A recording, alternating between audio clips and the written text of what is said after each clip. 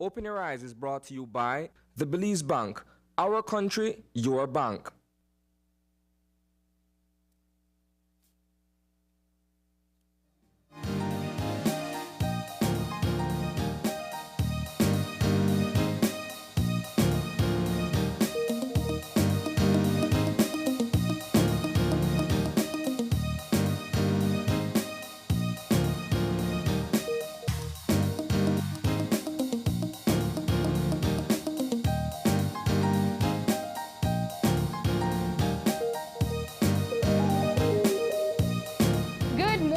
And welcome to Open Your Eyes. Start your morning right. I'm Sabrina Daly. And I'm Paul Lopez. And Paul, it's a beautiful Friday Junior. Man, that's exactly what it is. You came up with it, and why are we messing it up, man? Oh my gosh, you're fired.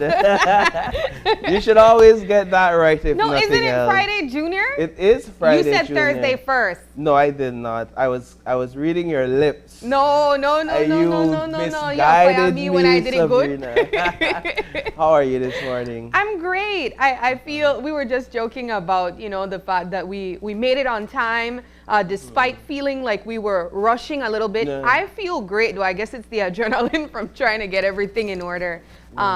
But I feel like it's a beautiful Thursday morning, and usually when it starts on a high, we're hoping that it continues that way. It's the type of weather, Sabrina. We're getting that cool in August, that chill. I mean, during the day, it's not as cool, but into the night, it feels as if the temperature falls a bit, and we're able to relax and rest a bit more. And then when you wake up that morning, it's like, oh, do I have to go to work today? But I know that across the country, there are individuals who may have gotten up way before me, or like me, got up around 5 this morning, or perhaps you're getting up right now at this very moment. Whatever you're doing, wherever you are, we just want to say thank you for choosing us, your morning show this morning to, of course, as you do every day, join us to engage in these wonderful, insightful discussions.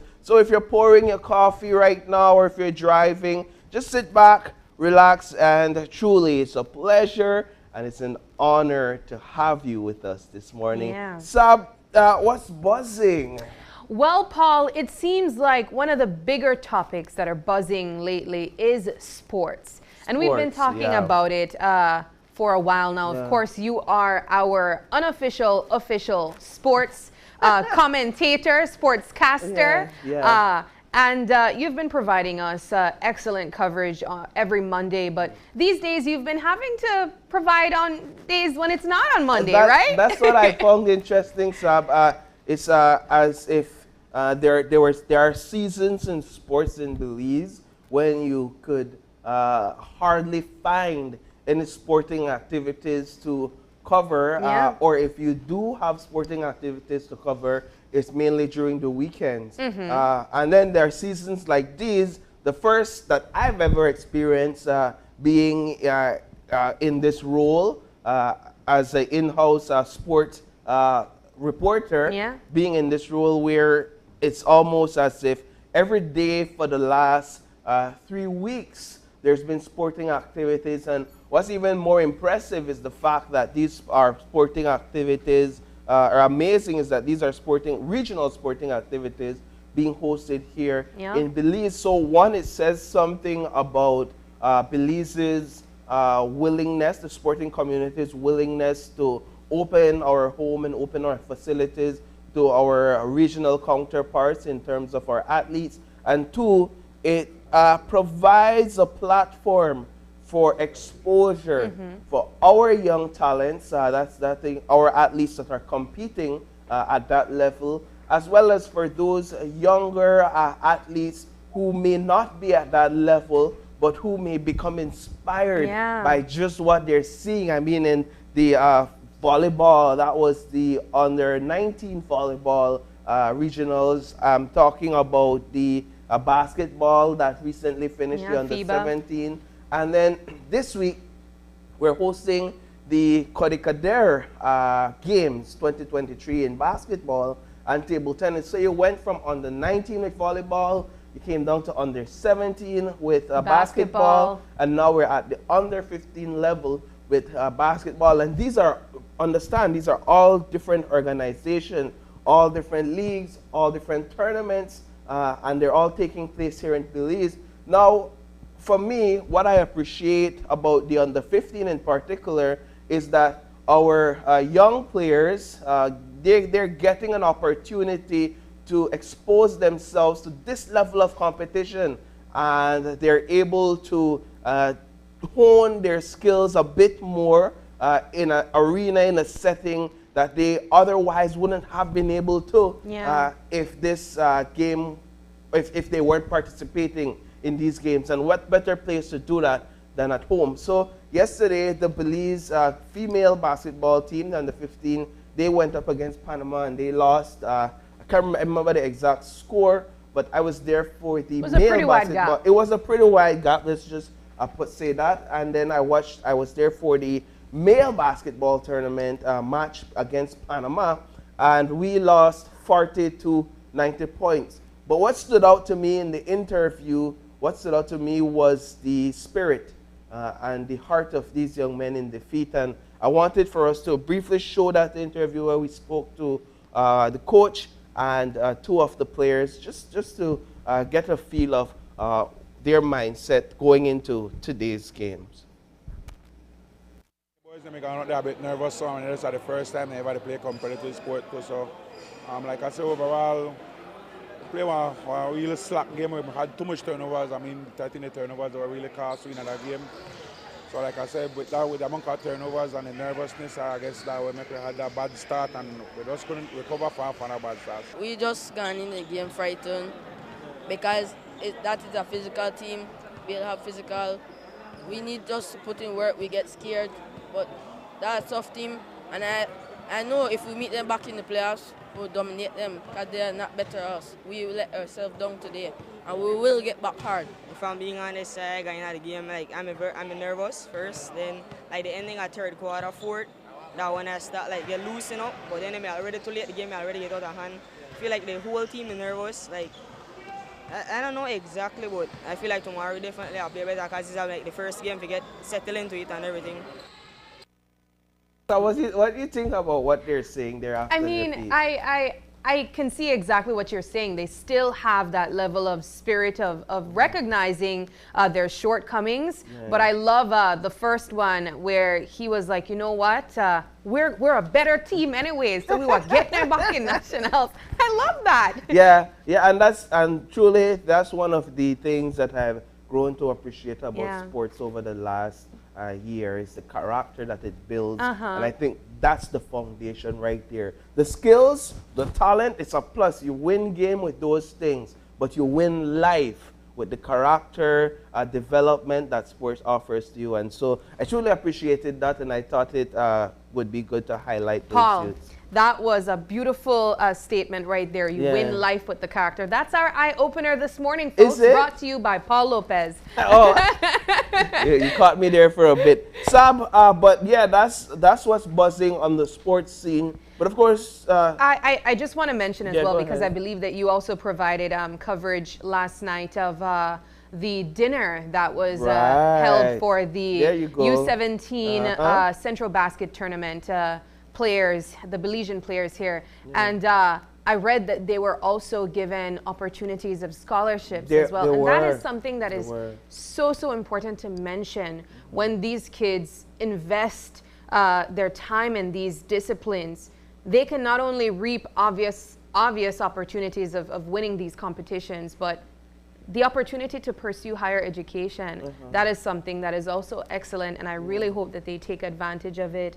I'm just so proud of these young men. Paul, I'm going to tell you, and I've been saying this all week, I have found a new appreciation for sports. I never really watched it. And, I love that. And after this FIBA competition, I think I like basketball. I think first and foremost, Sab, what's happening is you love Belize. Yeah, of course. You love your country.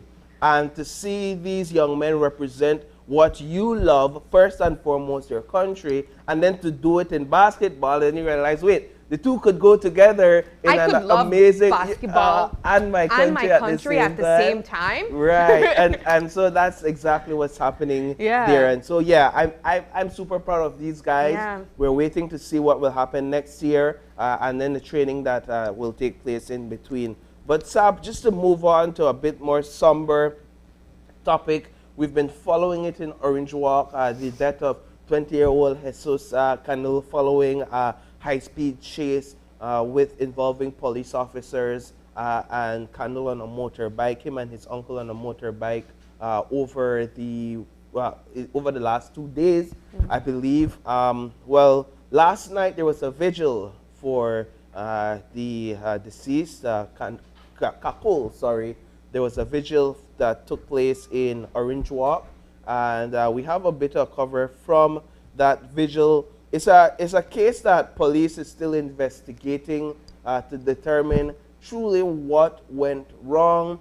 On one end, we aired in the story last night where one witness or one individual that was near the scene spoke of hearing that police in pursuit of them, that the police vehicle hit the motorcycle that Kakul was on, and that caused the motorcycle to collide into a fence or a concrete fence or a wall there, and that's where the vigil took place last night, and that another police vehicle came and kind of tried to block them on the side. Yeah. Now, on one end, you hear family and friends saying that it was intentional.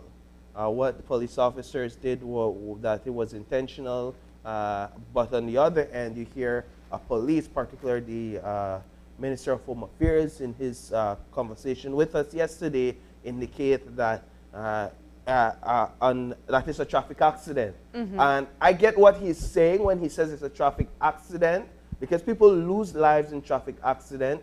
So it's to determine now who is at fault.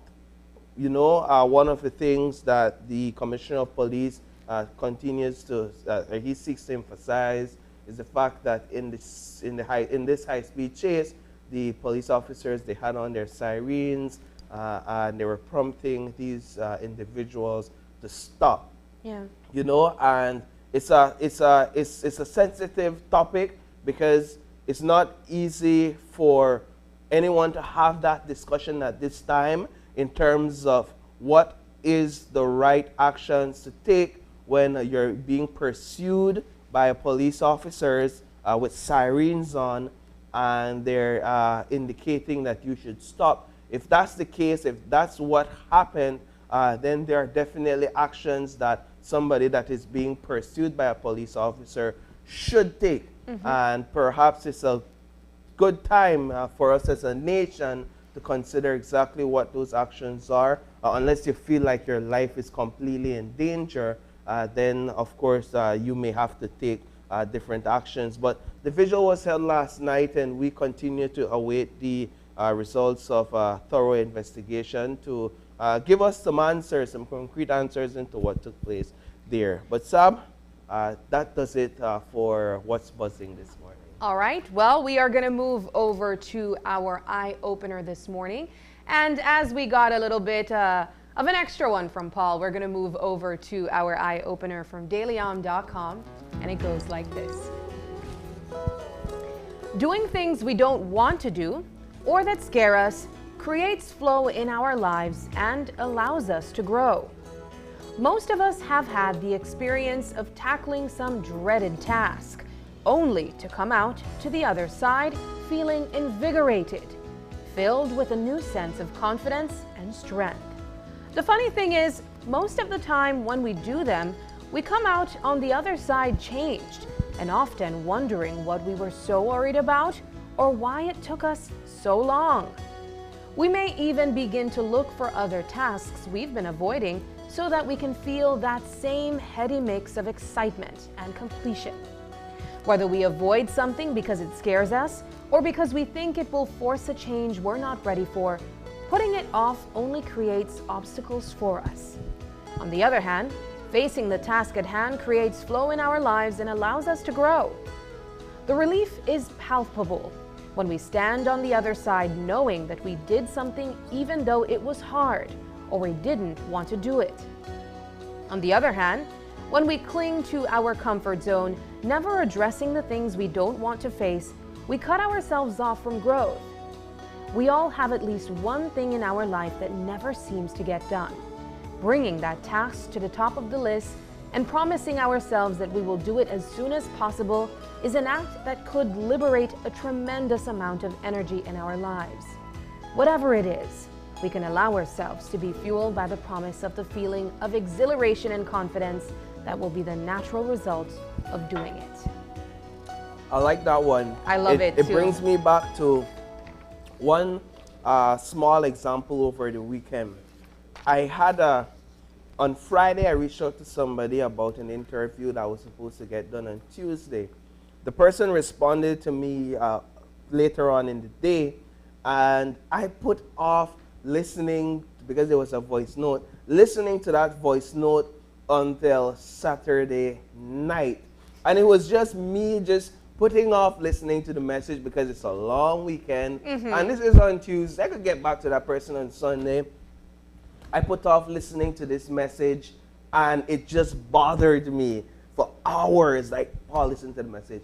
Don't worry, I'll watch this movie, then I'll listen. Paul, listen to the message. I'll do this, and then I'll listen. And then it was taking up so much of my energy, and I couldn't get it off my mind until finally I listened, and I was like, Paul, why were you delaying listening to this message? Procrastinating. We tend to procrastinate a lot. Yeah. And I'm not necessarily a procrastinator, but I did at that time. And I listened to the message, and as soon as I did, I felt liberated. And things got to flowing. And then I caught myself almost doing it again on Sunday after responding and then getting a response back.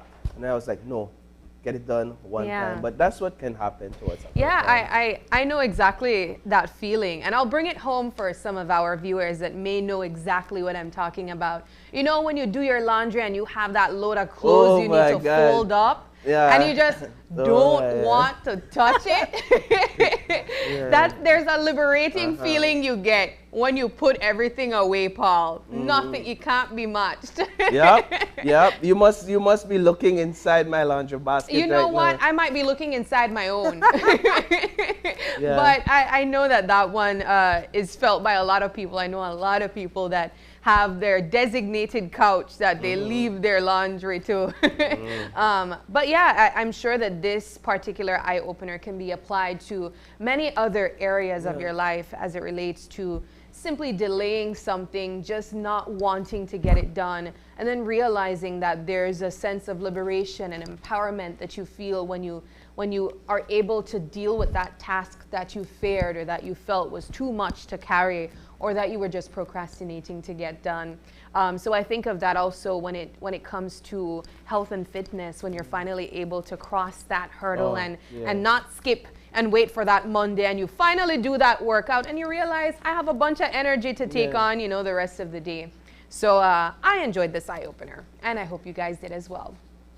But we are going to move over to our weather report from the National Meteorological Service. And Paul, yesterday was a wet Wednesday. Today seems like a pretty calm Thursday. So we're going to see what we will be expecting as it relates to an official report from the Met Service. I certainly am enjoying the day so far as it relates to the weather. We do, though, have an audio report from the National Meteorological Service, so we are going to provide that to you now. Good morning, Belize. Moist and unstable conditions prevail as a tropical wave approaches the country. The 24-hour forecast for Belize and her coastal waters calls for cloudy skies today with a few sunny spells, and high temperatures today will range from 85 degrees Fahrenheit along the coast to 90 inland and 78 over the mountains. Tonight, skies will be partly cloudy to cloudy, with low temperatures of 78 degrees Fahrenheit along the coast to 74 inland and 68 in the higher elevations. Outbreaks of showers and thunderstorms will develop along coastal areas at first this morning, then spread to most areas as the day progresses. Tonight and tomorrow morning, shower activity will become isolated except for a few over the southern districts. The winds will be easterly at 5 to 15 knots, and the sea state will be light chop to choppy. A high tide occurred at 10:55 this morning, followed by a low at 5:58 in the evening. Another high occurs at 5 minutes to midnight, followed by a low at 5:35 a.m. The sun rose at 5:32 a.m. and set at 6:24 p.m. The moon set at 7:27 this morning and comes up at 8:24 tonight. The outlook for Friday and Friday night is for fair weather to prevail, and showers or thunderstorms will be isolated. In the tropical weather outlook for the North Atlantic, the Caribbean Sea, and the Gulf of Mexico, no tropical cyclone formation is expected during the next 48 hours. And that's your morning forecast that was prepared here at the National Meteorological Service. Right, many thanks to the Met Service. As you heard, we can expect some relatively calm weather throughout the day, but it will get a little bit showery tonight. So try to stay inside if you must tonight. Just before we move into our show lineup, though, we want to talk a bit about KTV The Remix. Paul, have you been enjoying the show? I have been enjoying the show, Sab. It was an interesting show on Tuesday night for me. I was like, okay, what's happening here? Yeah. We saw some emotions. We saw some lighthearted moments. But we also saw the talent, these skillful singers come out on stage and display truly why they are among the top in this competition. I think it's important to mention that these emotions are expected as we wind down. Of course, the competition is getting more challenging. You have to work a lot harder to stay in the competition because every vote counts around this time. As one of the judges mentioned, around this time, you don't want to slip up when it comes to performing as well, because you are competing against the best. It's the last five, right? So everyone there can sing. We know that. Now it's to not make any mistakes. So definitely, I've been enjoying the show. We know that next week, Tuesday, the genre is going to be Belizean music. So we're going to see some Lila Vernon, some Andy Palacio take the stage, hopefully. And I'm really looking forward to it. I know that these set of contestants this season they are just excellent singers, and I know that the fans are looking forward to next week, Tuesday as well. But we also want to remind our mini KTV fans that we also have Summerfest coming up. So if you are a kid and you really enjoy KTV and you wonder, how can I be a part of something like that? You can. We have something just for you, and that is Summerfest. Of course, auditions took place last week, so we will be airing the auditions this Friday, so stay tuned for that. And then Summerfest actually takes place on the 18th. That's that's like 2 Fridays from now. Summerfest on the 18th, and it begins at 6:30 a.m. I know it's one of the bigger, more livelier shows for the kids. During the summer, we usually have a packed out either front food, yard, drinks, everything, or a packed out Civic. It all depends. Not Civic, sorry, Bliss. Yeah. It all depends on how the weather goes. But that's one of the shows that we all look out for, especially the kids. Yeah, I really enjoyed. So I hosted my very first Summerfest last year, and it was at the Bliss. And it's such a great experience for the kids. It's of course our way of giving back as well to our young viewers, of course. And as I mentioned, it's not only an opportunity for these kids to perform in whatever they like, but it's also an opportunity to have some giveaways. You know, we have sponsors that come on, and we have food vendors out there as well, so you can purchase or you can try some of the stuff that they have there as well. So I'm really looking forward to that. But we're going to move into our show lineup this morning, and we have 3 great conversations for you. Starting things off, we will be joined by representatives from the NHI to talk to us about affordable services to the Southside Belize City and much more. And then our second conversation, it's all about jiggling like a jello. I'm talking about Naldo, and he'll be showing us all about his Jello creation. Yeah, I mean, he's gonna make Jello making so much harder now for us. What happened to just putting Jello in a container in the fridge? And just leaving it in now the we fridge. have to make gourmet Jello. Oh my gosh, tired me. But in our third and final segment, we'll be joined by representatives from the Belize City Council to talk to us about their monthly super sale. So, 3 great conversations coming up.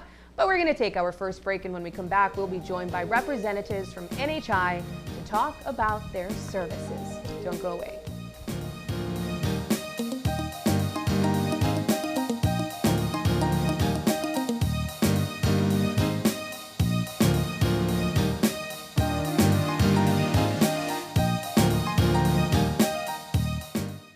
Life just got a lot less complicated with Belize Bank Contactless MasterCard Debit Card. Introducing our Standard Debit and MasterCard Platinum Debit Cards. Now you can make purchases anywhere MasterCard is accepted with one tap, pay and go. Your contactless card never has to leave your hands, especially in these times. And your card is embedded with multiple layers of security. Platinum card holders get to enjoy extra benefits like price protection, purchase protection, trip inconvenience, and luggage protection, just to name a few. Start enjoying a cashless lifestyle today with the Belize Bank.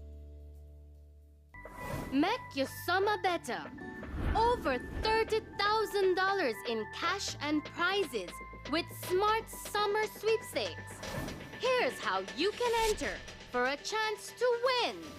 Sign up for a smart postpaid, broadband, or VoIP plan. Use $100 or more regular prepaid credit. Do a SIM swap or text in to the shark code 786. In the body of the message, enter the number of entries you would like to purchase. No waste no time. You can be the winner of weekly prizes. All methods give you more chances to win. Local airline tickets, overnight stays at numerous resorts, cash prizes, gift certificates, and much, much more. One lucky person will win the grand prize valued at $10,000, courtesy of Smart and the Belize Tourism Board. Promotion ends September 15th. So make your summer better by getting in the race to win with Smart's Summer Sweepstakes. Smart, bringing people together. Digi users, vote for your favorite KTV contestant by texting the contestant's number and sending it to 588. Voting will be open from 8 p.m. on Tuesday until Sunday at midnight. Each vote costs 55 cents. Smart users, vote by texting the number of votes followed by a space, then your contestant's number, and send it to 5885. Each vote costs 50 cents. Here are this week's contestants. In case you didn't know, I'm crazy about you. I would be lying if I said that I could live this life without you. There's a truth in your eyes saying you'll never leave me. The touch of your hand say you'll catch me if ever I fall.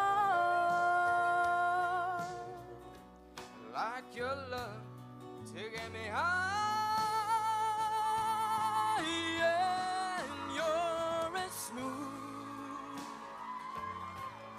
as Tennessee whiskey. That you were Romeo, you were throwing pebbles, and my daddy said stay away from Juliet. And I was crying on the staircase, begging you please don't go. Hurt me now and get it over. If there is a new love in your heart. Tune in to KTV The Remix Season 5 every Tuesday at 8 p.m. live only on 5.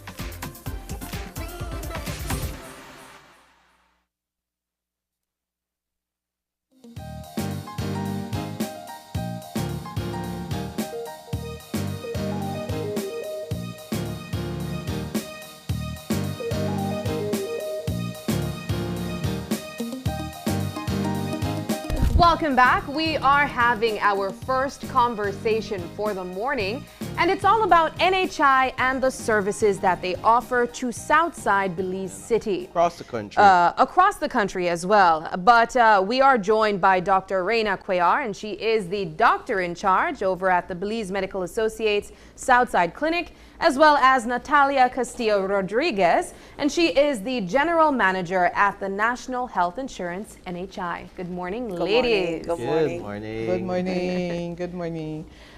I just want to say I'm the health services manager. Okay. No all right. problem. Well, thank you very much for that correction, Ms. Natalia. Let's start with the role of the National Health Insurance, also known as NHI. National Health Insurance, it's a government program. It's government funded for the last, we've existed for 22 years. We celebrate our 22nd birthday here in July that just went really, so we've been around for a long time.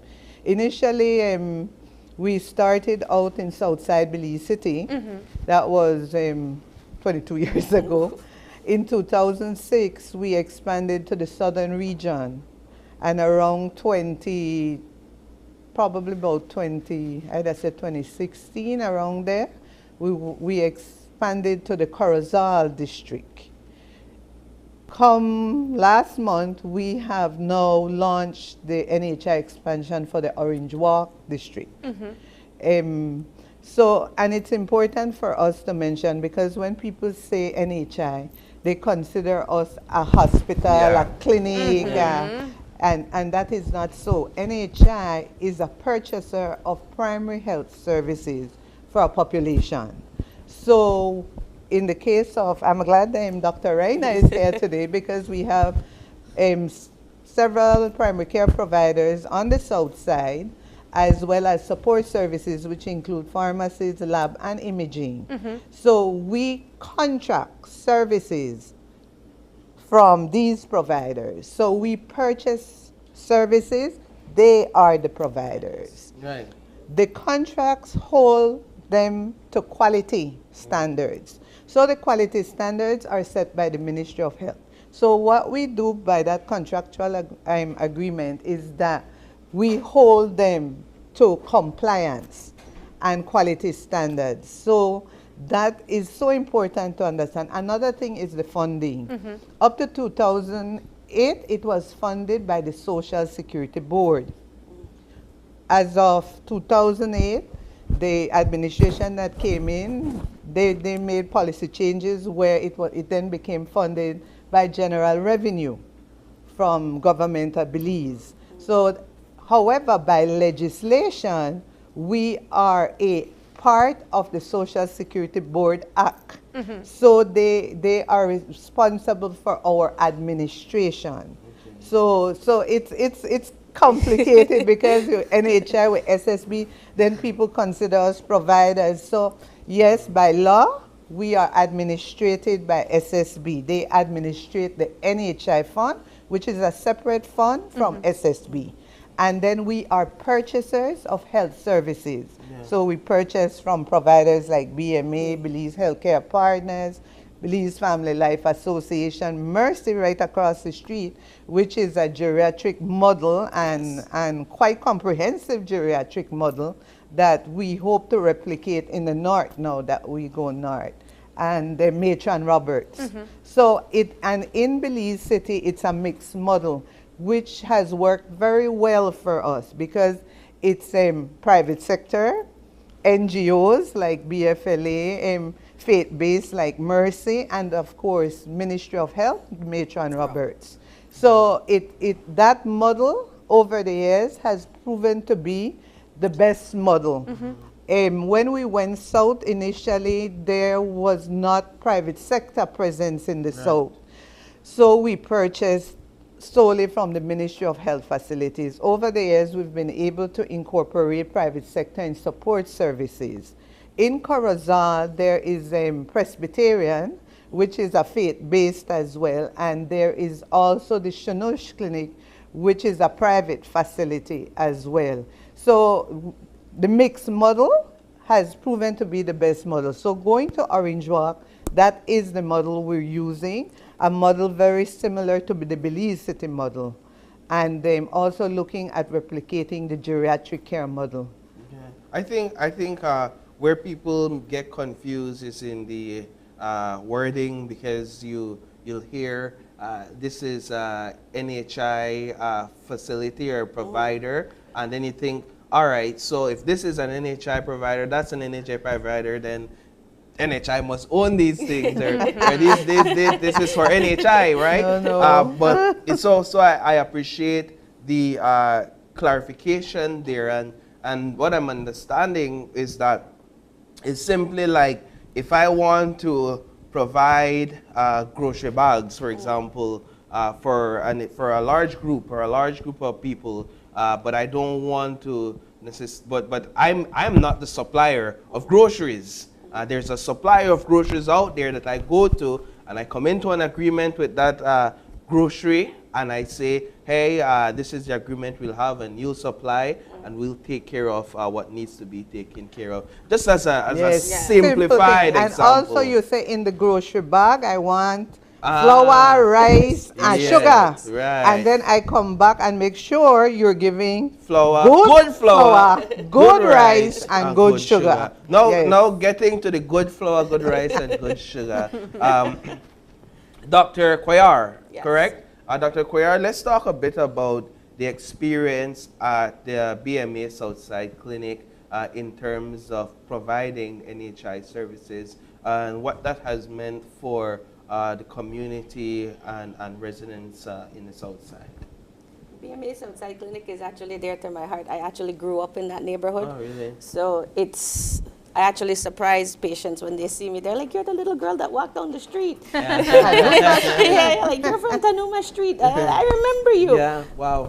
I mean, to reach this far and to be treating the same people from your neighborhood is a great amazing experience. I mean, and we established a good rapport.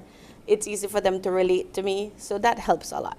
NHI becomes almost like a family doctor approach.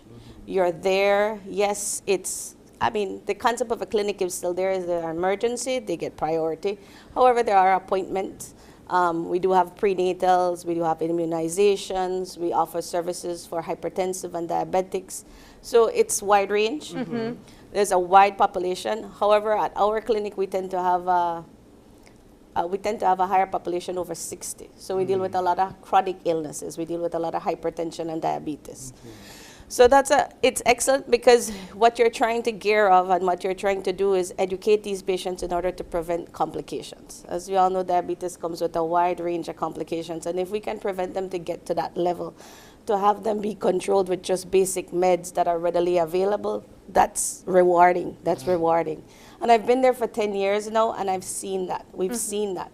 I have new general practitioners there that are like 3 to 5 years, and they're like, Doctor, what we've accomplished with these patients is amazing, because we're not seeing patients with diabetic retinopathy, blindness, being amputated, as you were seeing before in the hospital sector. So that to get that level of primary care and level of education to patients at that level is great, because we're preventing complications and we're preventing people from reaching the hospital sector. Yeah. NHI is also rewarding because it's a program it has protocols, it has guidelines, it's easy to follow. It also holds you to quality. You're audited based on what you document on your file. So it's not just me seeing Paul and going, okay, Paul, go. Right. Yeah. It's like, okay, Paul, we got to look at this. At this age, these are the things that could be a possibility. We need to get these testing done. Am I meeting those requirements? Am I giving Paul the proper care for his age range? Because we are assessed as that as well. So it's not just simply showing up and going just in vain, back pain, roll out. Yeah. So and it's for females especially as well, addressing pap smear, preventing cervical cancer.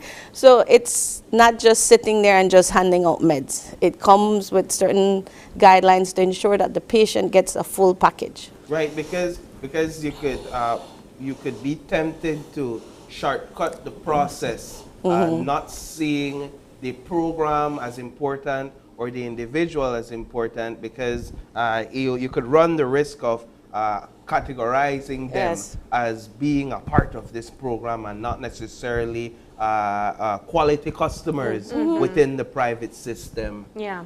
And then in that vein, then, let's talk about the affordability of this program. It is. All right. So when we contract for a population. In the past, in Belize City, it was a population of 12,000 for each primary care provider. 2 years ago, that was expanded to 16,000. So those people who have not registered, we encourage them to register. That's in Belize City? In Belize City, BMA Southside. has space. BMA has space. We're trying to get more patients to come in and register. It's a great program, and all they need is a social security card. The thing is, by contract now, it's called a per member per month payment. So for each member you register, we pay you. So so this is why too, the more members they have registered, their payment will increase, right?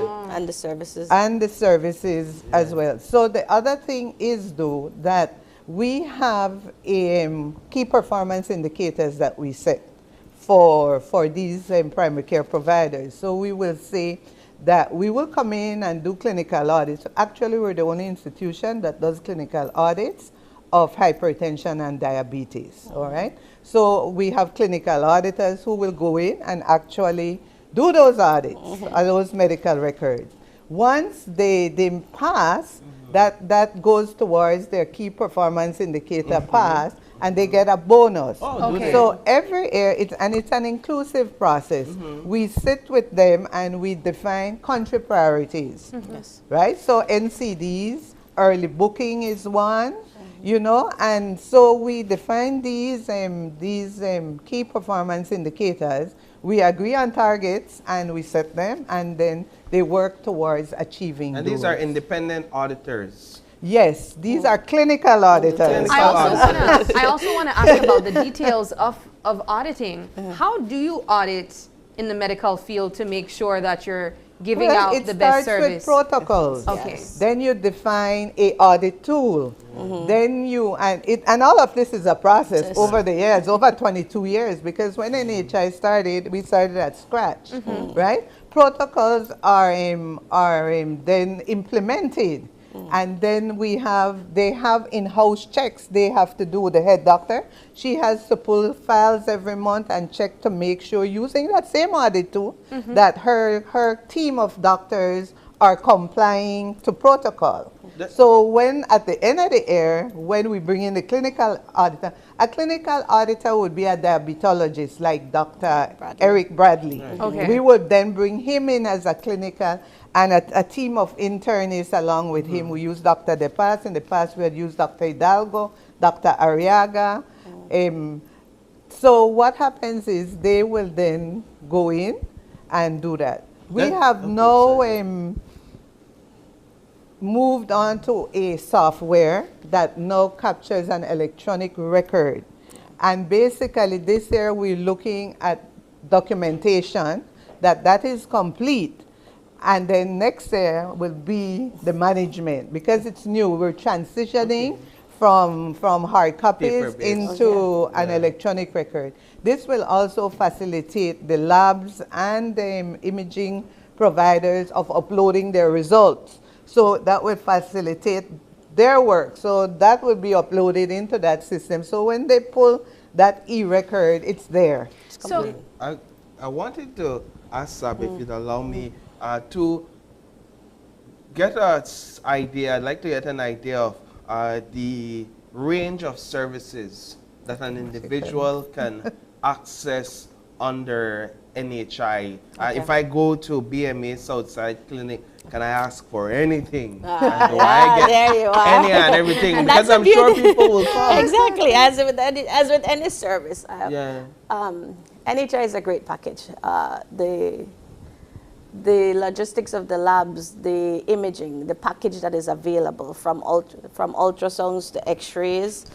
No, there's no CT scan. No, there's no endoscopy or colonoscopy, because I've had those questions.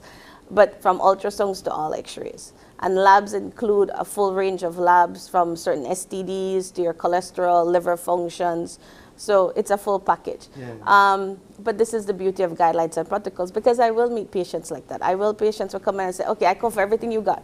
Yeah, just give me everything. Just give me. I belong to NHI, give me. And I'm like, breaks. Let's see your age. Let's go through your vitals. Let's see your weight. Let's go through your family history. Let's see what's essential. And the beauty of the electrical medical record, even when you had the file, is that you could flip back and say, well, sir, you had labs just done like 2 years ago. So far, you've been doing well. So it's not just saying, yes, I can. It's like, okay, there's guidelines to it. And that helps us because we all work with a budget as well. And I have to think about my whole population. If I give Paul everything, then when you come and be like, guess what? Take time and forget. Yeah, and I mean, we have a culture like that. When we have a culture like that, it's as a doctor, you have to know how to approach, how to explain. And healthcare is not just giving and ordering. A checkup doesn't just include doing blood tests. A checkup is addressing what's going on with your health, what's happening at home. It entails it's holistic. It's not just doing a blood test. With a population of 16,000 that you guys are trying to reach, what is the staffing like? Well, there are 4 doctors, 4 general practitioners. So ideally, I think we're looking at it was used to be 4,000 per doctor. Yes. Yeah. No, I wouldn't mind. There's a ratio. Right, I was just going to say. 4,000 to one doctor, Yeah. 3,000 to one nurse. Yeah. Okay, That's 4,000 to one doctor, 3,000 to Yes, one It doesn't necessarily mean that that's set off as your cut off. Meaning to say, I just give you 4,000, you look at that population. It depends on the day to day. We aim at least to give, I think at my clinic, we've done certain evaluations, like the longest waiting time is 2 hours on a bad day. Okay, so it's free flowing with 4 doctors. And we try to ensure that we get at least 3 to 4 patients within an hour, depending on, of course, the type of patient that you're dealing with, because each patient is different. There might be a patient that may require more time. And that's where staffing comes in, where you're, okay, I need to communicate with my clerk, I need to sit a little bit longer with this patient. Please make sure others are picking up the slack. So it is a team effort, because you're trying to you're dealing with health, you're dealing with people who want stuff now, so keeping that calm and allowing for the flow to happen is very important. So another question for clarity, because we're talking about 16,000, a reach of 16,000 in Belize City. That's now, for one primary care provider. That's for one, and that's where I was going. Yeah. So that's for one. So if you say, so it's 16, how many primary care providers we have in Belize City? 5 basically. 5. 4 for the general population, and then the geriatric model MRSA. Okay. So there are 5. So you would times 5 by 16,000? No, 4 MRSA's population is a bit okay, smaller, so you times because 4. they're geriatric You times only. 4 by 16,000. Yes, that's the goal. That's the goal. So, for example, one clinic like BMA Southside Clinic, you would be able to accept 16,000. That's our aim. So when you say you have space, you have a lot of space. We have space in registration. Okay. Not physical that's what I space. mean. It's not That's what I physical mean. space. It's not that 16,000 people will sit in my room. Clearly not. 16,000 will come one day. and they will gradually age as well. Yeah, right. So, but you have space for 16,000 for the registration process. For the registration process. Now, in terms of funding these services, let's talk a bit about that. When I, as a NHI recipient, when I go, it almost sounds unreal. So I want to know, what do I have to pay? What's my side of the bargain? To ask, you need your social security card, and you need to live in the area. That's the requirements, right? That card can be a valid card, or it can be an expired one, because you're accessing health services, right? No, the thing is though, but it's important, we mentioned that card, we must see your picture, we must see your name, and your date of birth. It can't be damaged, because people come with so card, you can't even see their face or numbers, or that sort of thing. That's important. Then there's a co-payment. There's a co-payment, right? But it starts first at the clinic. I think you pay a $2 Yes. consultation. That, $2. Yes, that offsets the water you drink and the toilet paper for the bathroom. And the AC where you use. AC and the leak Imagine that, painting and $2 for all of that. Yes. And then when you get a referral to a lab, pharmacy and imaging, you pay 10%. But we have groups that are exempted. And these exemptions are the pregnant mother, children under 5, and the elderly 60 and over. All right? Okay. So, however, if somebody comes, they know their population, right? They know, and they know when somebody really cannot sometimes even afford the $2. They have the option to waiver. Okay. All right? So it's 10%. Yes. 10%. That's standard. Standard, yes. What about persons that lived in the area in Southside Belize City, registered with NHI, but now they live outside of Belize City area, that area that they registered with? Can they still access this service? They're still registered under the clinic. They're still registered under the clinic. And they don't transfer because now there's options to transfer because we're expanding. But these people normally, even if they move, they won't give up that registration. Yeah, I wanted to quickly get into now individuals that are accessing the service. Do you have high volumes of individuals accessing this service, and what has been their reactions and conversations? What has that been like with them? We have been able to establish a very good system in regards to our hypertensive and diabetics. Each of my doctors have a certain appointment day and in the mornings, so they and these are patients, hypertensive, diabetics, cardiac, they could have all three. And these are people who have appointment schedules that are monthly to bi-monthly. And so that morning you can run from 9 to 14. And these patients are directly just for that doctor in the morning, while the others are taking care of any acute or any other pending patients for results, etc. An average morning you can run from 16 to 20 patients in the morning. It all depends on the flow of the clinic. Besides the chronic clinic, of course, we also have a nurse that's available for the prenatal care, immunizations, that runs throughout the day for the clinic as well. And with going back to my chronics, our chronics are very fortunate that we even have an internist who comes in for those who have those are the patients that we're not getting as controlled as quickly as we liked and would need some time of specialist evaluation. So we do offer that service as well for the prenatals. If they're high risk, we have a gynae available for them as well. Do you guys offer mental health services? Unfortunately, at my clinic, I do not have any psychologists or PNP nurses. Those are available directly at the government clinic. So we use a referral system. Okay. So they get a referral system. So if we feel that there is a need, we contact directly, we make appointments for them, we give them the referral. And then it would still apply with the NHI system where they wouldn't have to pay for that would be different. Okay. That would be different. They would be going then into the government sector. Okay. And that's readily available for them there though. And this is where we need to talk a bit about sustainability of the NHI program, because we can't go on forever being funded by general revenue. That's fragile. So the new administration that came in has prioritized NHI, the expansion, also looking at sustainable funding options. So that is on the table. One of the things is basically from when they reinstate the Bolido and the and also taxes on sugar drinks and unhealthy stuff, that money is filtered to NHI, that it is designated, but that would have to be legislated, that those monies come to NHI for the program to be sustainable. Yeah, because at the end of the day, NHI is not a for-profit system. No. And important to mention that from our budget, 95% basically goes to purchasing of services.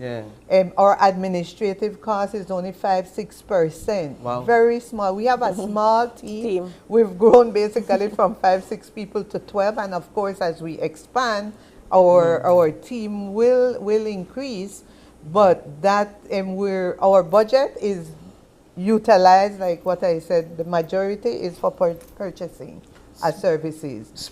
Speaking about expansion, let's talk a bit about, well, first of all, I'd like to say that I could see how this service benefits and truly changes the lives of families across Southside Belize City and across the country. I mean, if you are unable to afford quality health care and you have a quality health care service provider like BMA Southside Clinic in your community, and through NHI you're able to access those services that perhaps without NHI you wouldn't have been able to afford or wouldn't have been able to even step foot within that clinic, you could now do so through NHI. So I could see how this service is life-changing for many families. And especially for the elderly population. Especially. You know, because I had my own experience when my mom was alive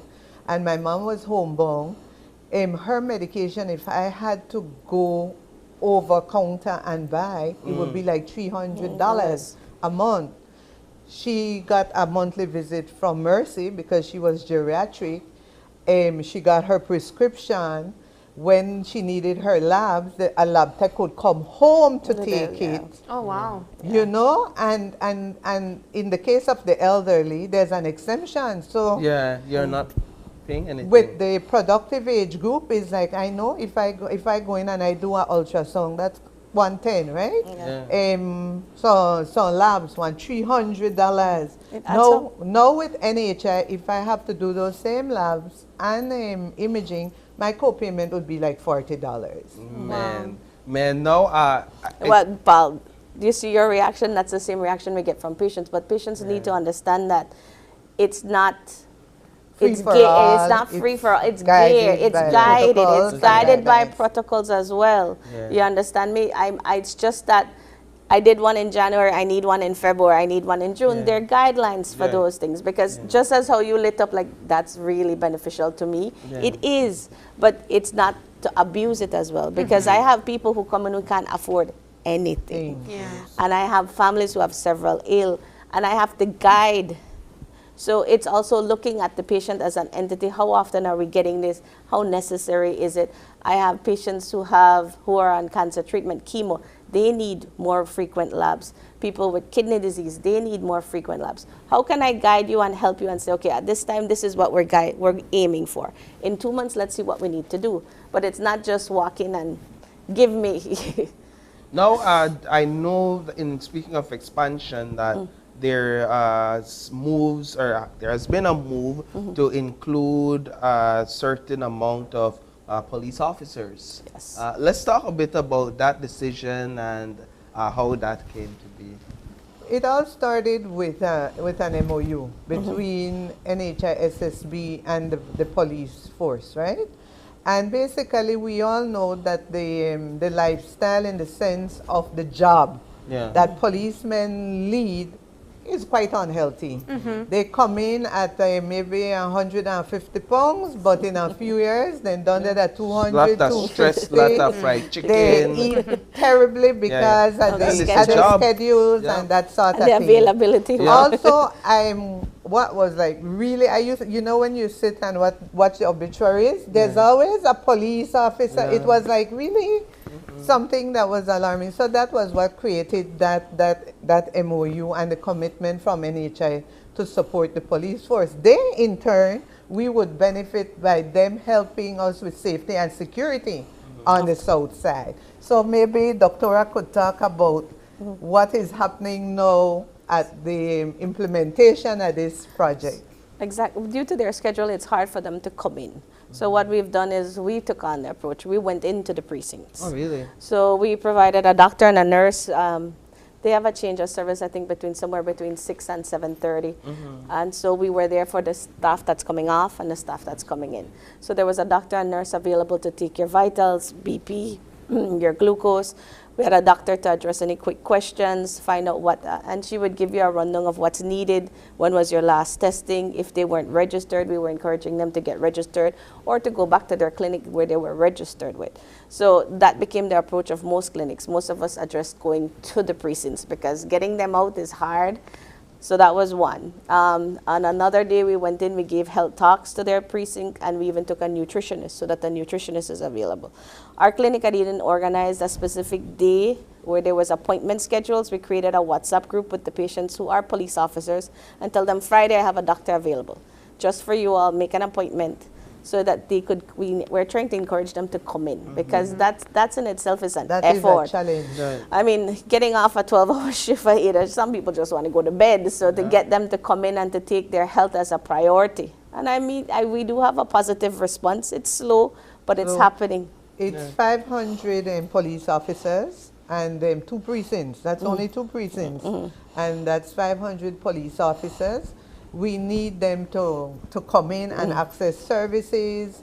We have also integrated a physical activity program for them. We call a health wellness consultant has been contracted to do that, but we need to encourage them to participate as well in the physical activity because the police department has given 3 days, 3 hours a day for them to do that.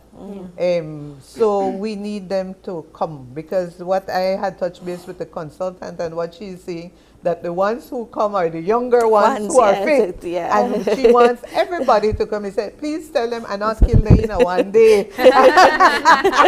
And after that, I'm going slow with them at their pace. But that is the message we want the police officers to get, that then they need to take responsibility for their health. We're there to help them as well. So Dr. Quer, you've been serving the Southside Belize City area for 10 years, you said. And this is an area that you also grew up around. We were watching some of the comments on our social media platform, and there's someone, Frankie Stain-Rias, that says, love the service and one of the best doctors. She did so much for me and my daughter. My question to you is, when you hear responses like this, I want to know, is this how you imagine you'd be serving in the medical field? No, actually, I was thinking of becoming like Dr. Stradaban in the beginning. That was my dream. But I will tell you, NHI, I worked at KHMH. I worked for KHMH 5 to 7 years. And I was in the NICU, and I was with babies. And seeing babies who had difficulty breathing, coming out, leaving with their mom, was a joyous experience and something that nobody could take away from you. But NHI has shown me another look. The quality, the range of patients that I've had, I feel like I've become a family doctor for some I know from the time she was pregnant to now the baby's like, what, 10, 12? So I've seen families progress. I have seen my chronic patients improve so well that I've had people come off medication. That's your goal. I mean, I'm not operating you, I'm not taking out your, but I'm guiding you, I'm helping you to change your lifestyle, I'm trying to explain the best I can to you what could happen and the challenges in Belize with health. So if I'm able to capture you, because my idea is to manage, but you have to make the change. So if I'm able to get that message across, that's rewarding. And I've seen that, and I've seen people who are just genuinely grateful for that. And to lead a team as well, that is a huge accomplishment on its own. Thanks. All right. Commended. Yes, it definitely should be commended. We have, I must say, that at all the other primary care providers on Southside, they all have head doctors, and patients do develop that rapport with them, you know. And I always tell them they fall in love with the doctor, and they only want that doctor. And sometimes a poor doctor overwhelmed. You know, we've talked a bit about the expansion for police, but I want to talk a bit also about the expansion to Orange Walk. Providing services to Orange Walk. This is a first in NHI, correct? Yes. It's, we launched last month, and the registration, we thought registration would take probably, meeting, because they also have a population target to meet, 12,000, 16,000 as well. And there are 3 primary care providers up in in Orange Walk, Northern Medical Plaza, Clínica Nueva Esperanza, and La Asunción. Those three. And the initial 3 months is for registration, for you to register your members and then get your clinic set up, get your equipment, get your staff in place. And we're looking at registration yesterday, and these PCPs, they are registering people. So come this month, we will get our support services. We're negotiating right now with labs and imaging, because once labs and imaging and pharmacy is put in place, then services can start. We're looking at October. I am saying that doors might be open for services already up in Orange Walk. Is there an amount of finances allotted per patient? Yes, it's a per member per month. It's a per member per month. And the government increased our budget this year so that we could implement the North. Okay, but I would imagine there is flexibility. Is there in how that fund is used in terms of if I'm registered and there's an amount that's allotted per patient per month, and I'm just asking for clarification. But if I go in and if I don't go in this month, or if I don't use the entirety of what is allotted to me, that for somebody else who may need services that cost more than what is allotted to them, that there's some sort of flexibility there. It's not so clear-cut as that. It's a general budget. Right. It's a flat budget. You know your budget for the month. Yeah. And as doctors, we have to monitor that. Okay. So it's not because Paul comes in and Paul is only $5, I'm only going $5. No, it doesn't work that way. It doesn't work that way. You are looked as an entity. You looked at what is necessary at this time. What can we offer at this time? It's not just... I get it. Yeah, and it's risk pooling in the sense that, remember, you're a chronic, so you might come every month. You're not chronic, and you want only come when I gonna leave flu or I gonna leave diarrhea, something acute, right? Yeah. But we still encourage, because there's pre-diabetes, pre-hypertension, and if we can catch patients in that pre-phase, I mean, your outcome will be much better. Yeah. So we do encourage people to come in and do the annual checks, you know, check your pressure, check your sugar, so that we monitor people before they develop a chronic And that's what disease. I was thinking, because you guys are trying to reach 16,000 registrations, but that does not mean that you'll be meeting 16,000 people. So, and I know that this really depends on what's taking place at the particular time, but what would you say is the most amount of people that you would be interacting with on a monthly basis? On a monthly basis. I can tell you weekly I go over at least, we range for weekly up to 1,000 or more. Wow. Yeah. Wow. That's a lot of people. That is. Yeah. I mean, I remember our I remember on our days for COVID, and then for COVID, there was days where you would see over 30 people for the day, and we would have to juggle. Yeah, so. Yeah, I mean, it's like I like that you spoke about the risk grouping, in that it's similar to, well, it is insurance, but if you applied for vehicle insurance, for example, though I may not require a payout because I don't get into accidents, you have somebody else also paying into that insurance that may require a large sum of payout. And that's the approach. That's the concept. Right. And this is why we need sustainability. Indeed. We need financing options and mechanisms placed so that this would be for perpetuity. Because I have been with NHI for 22 years. I started just like Doctora and then went on to administration, you know. But what I have seen in 22 years, it's like the people who are not getting it really don't know what they're missing. The people who are getting it, we really can't take it away, you know. So I am, just the other day there was on Facebook, somebody, they were talking about the health system, and this person wrote about both her parents being 80 and 83 and how they had benefited from the NHI system. So she is hoping that this NHI program can go on to other levels, which with proper sustainability and financing mechanisms, we could have to tertiary. We could have mental health incorporated, dental health incorporated, but you need the finance to do that. Because we have had consultants from PAHO come in and actually worked with us in creating all these scenarios. You know, it's like we compare to food. Food is always a good comparison. You could get rice and beans for what, $12 now, because it's gone up, right? One rice and beans to $12. We could get one good boil up for maybe like 20, you know, and then you could get filet mignon. So filet mignon, the tertiary, right? That's when you get CAT scan, all the, I love the analogy. Yes. So they gave People relate us to the food. scenarios at each level and the packages of services and what it would cost.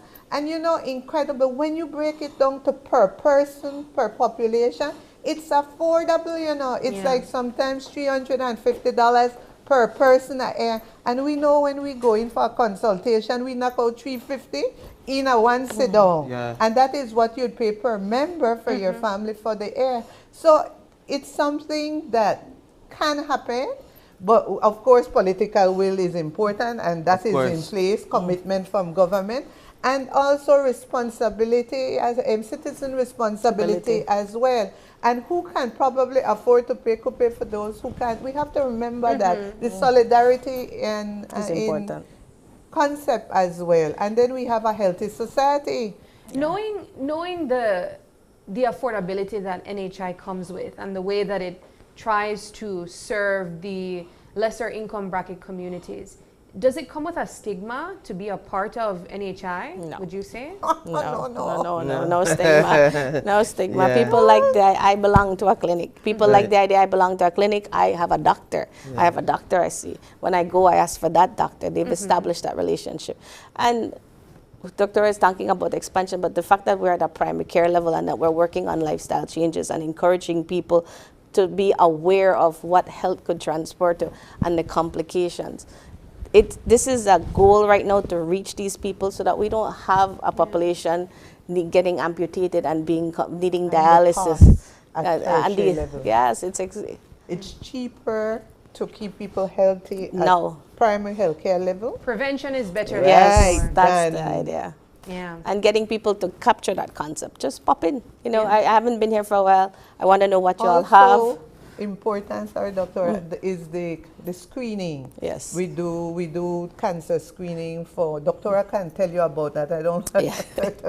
So exactly. So like I was saying, if you just pop in, you said, okay, what is offered for me as a female or as a male? I mean, as females, we try to get you to get your pap smears, your mammograms. As males, we look for prostate cancer. You're looking also for, in general, for colon cancer. So these are all services that are discussed with the patient. All right, excellent. Well, ladies, any last words that you'd like to input just before we close? I want to make sure that we cover everything. Encourage people who've not registered to register, people living on the south side to register, people in Orange Walk to register. It's important that you get registered, and all you need is a social security card, be it valid or expired, that we can see your face, your number, and your date of birth. Doctora, the police, maybe she could try I encourage the police officers to come in to follow up with their checkups. Doctor said she won't kill them all at once. One by one. Don't do that. Nor the physical activity consultant, she won't do that. Well, I just want to say excellent work over at the Southside Belize City NHI Clinic. I know that you guys are expanding across the country. You also have several other clinics, so excellent work in all the other areas. And we hope that there's many more registrations to reach that 16,000. Yes. Thank you. All right. Thank you so much for joining us. Thank you. So we're going to take a break, but just before we head on over to our break, we're going to air a special feature for you guys on this lovely Thursday. April took a tour to Southside Belize City, so we're going to air that now.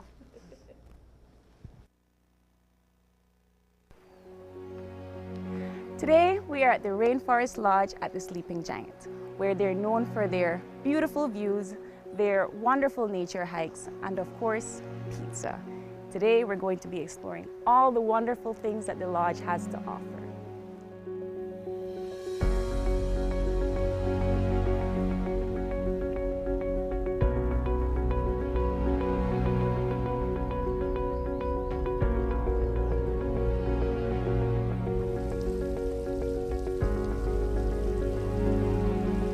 So joining me today, I have Tony Pott, who is the General Manager at the Rainforest Lodge at the Sleeping Giant.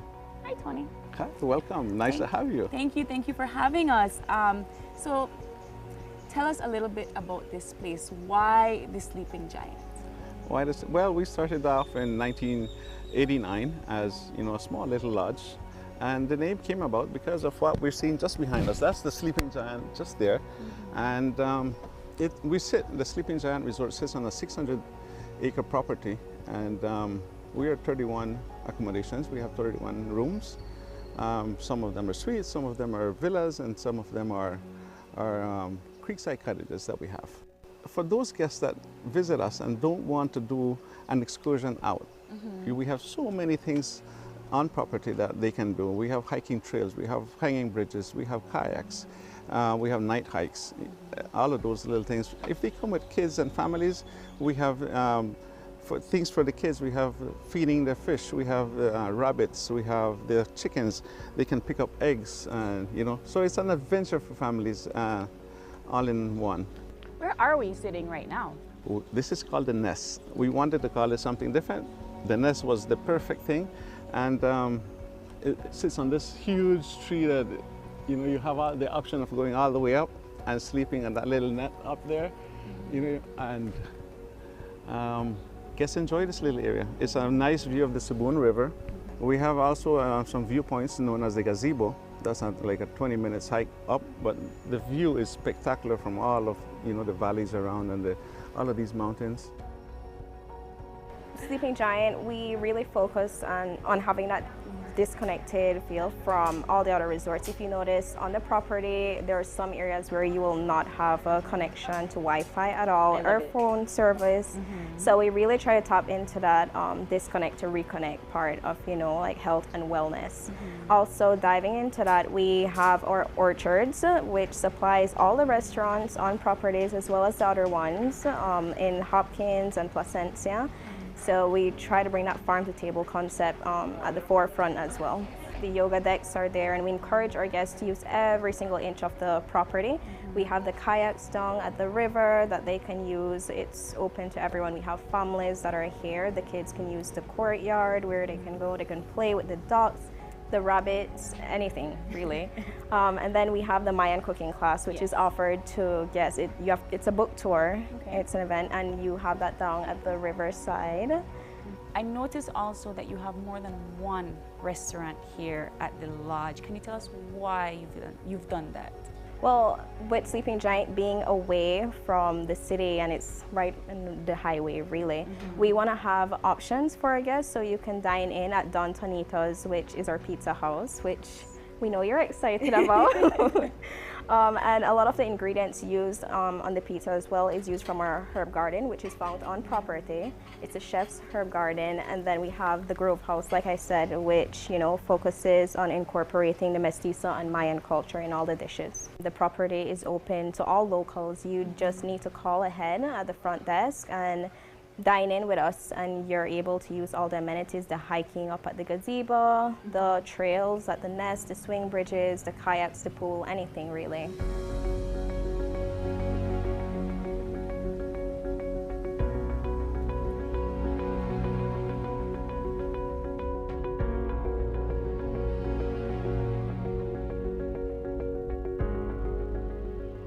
So shall we move on to lunch? Let's try the pizza. All right. All right, hi Harold, how are you? Hello, hi. So we're gonna make pizza today. Oh, sure. All right, so can you walk me a little bit about how you get started?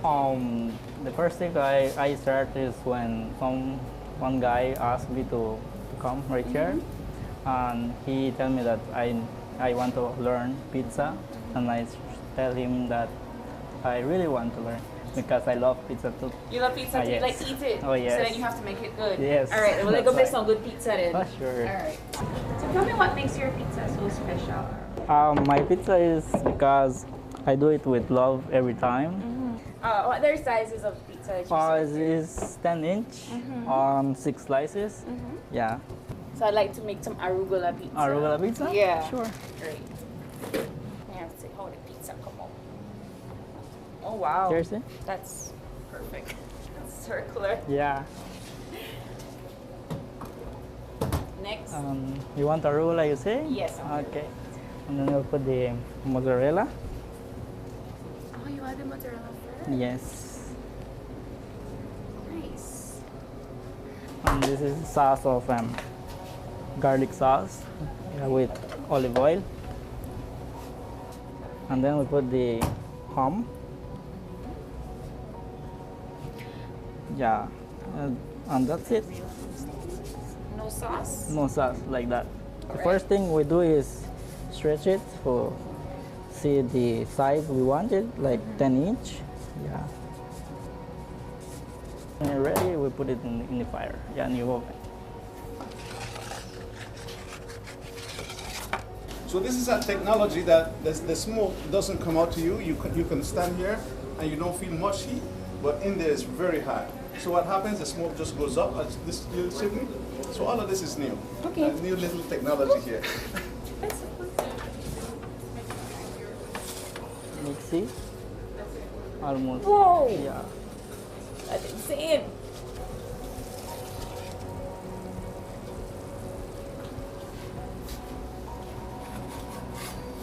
Wow. So I noticed that it's an arugula pizza, right? So where's the arugula? Right now, we will make the arugula. All right. Yeah. And right here we have it. See? This is the arugula. Fresh arugula. And we mix it.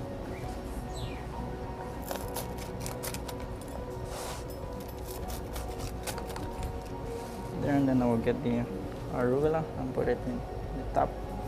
And more balsamic. And right there.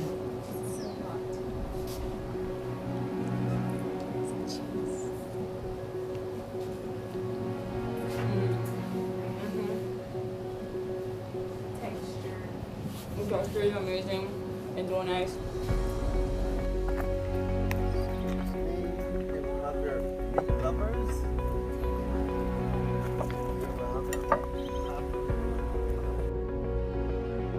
So we know that the Belize collection is more than just the Rainforest Lodge at Sleeping Giant. What other vicinities do you all offer under your collection? Well, we have sister properties down south, down at Hopkins Village. We have the Jaguar Reef Resort. We have the lodge at, we also have the Villa Margarita, Almond Beach Resort. And also something new that just came on that we just got is another one down in Placencia, known as Umaya. So that one is also under our care now. That was a recent one, so we're working on those different little amenities and stuff that you will all know shortly what we have. So now we've done a full tour, we've had good pizza, we've met great people, and it's time for me to take a nice peaceful kayak down the Sibboon. See you later.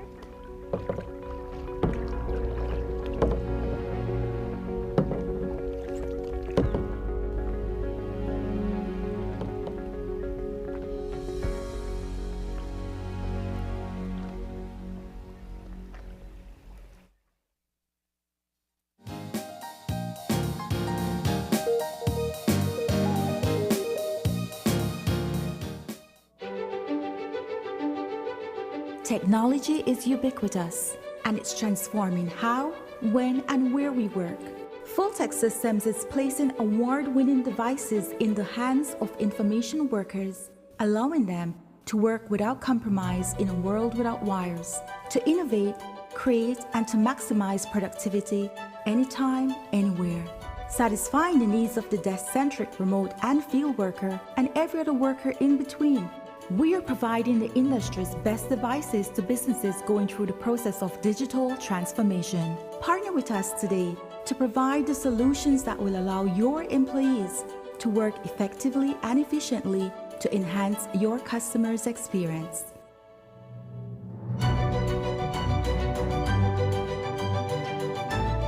Full-Tech Systems, your technology center, where you'll come for the price, but stay for the service.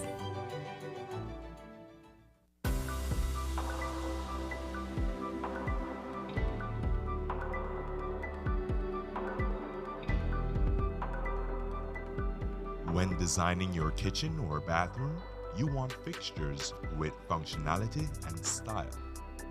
Showcase your decor with these kitchen and bath fixtures, keeping in mind that the finish is the start of your design. Choose from our wide selection of Delta, Peerless, American Standard, and Easy Flow, available at Benny's. Quality and savings. It's almost lunchtime and Alice is getting hungry and forgot to bring cash. She remembers that eCash now has a geolocation feature in which she can easily view the eCash merchants near her, especially restaurants. Her co-workers also ask her to order food for them. Chicken chow mein, please, and a Coke. The merchant sends her the payment link, she taps confirm, and within a few minutes, her food is delivered. Alice then views her transaction history and taps on the transaction recently made, then taps the split the bill button where she selects the unevenly option and moves the bar to the desired amount per person. The request is then sent to her friends. Her colleagues accept the request and are ready to enjoy their meals. Geolocation and splitting the bill via eCash make Alice's life a whole lot easier.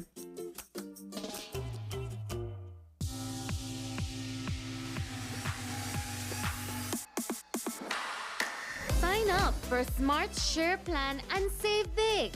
Whether you're a small entrepreneur starting up your business, a student on a limited budget, or a family trying to save, this is the plan for you. With unlimited SMS, calls, and data, we help you save. Get up to 5 lines for as low as $30 per line monthly, only with Smart. Sign up today at any Smart showroom or sales manager countrywide. So get your business going, share more memories with friends, and be ready for the day with Smart. Not only do we have the most reliable ferry service between San Pedro, Keycocker, and Belize City, we also have a pretty awesome crew. Check us out at sprinter.bz.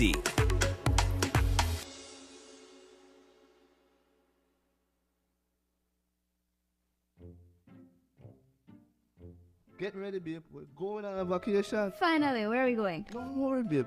I have we covered.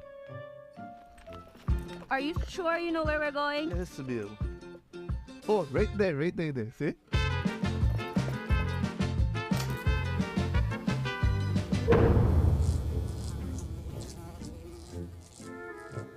Babe, the price me too good to be true. Me look much more better in that picture. When life throws you a curveball, Belize Bank has your back. With our online financing, you can turn any vacation mishap into a dream getaway.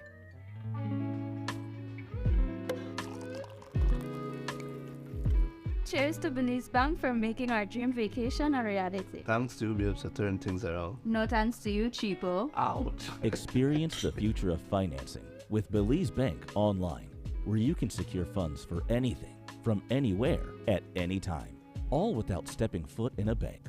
Apply for a loan today and unlock a world of possibilities.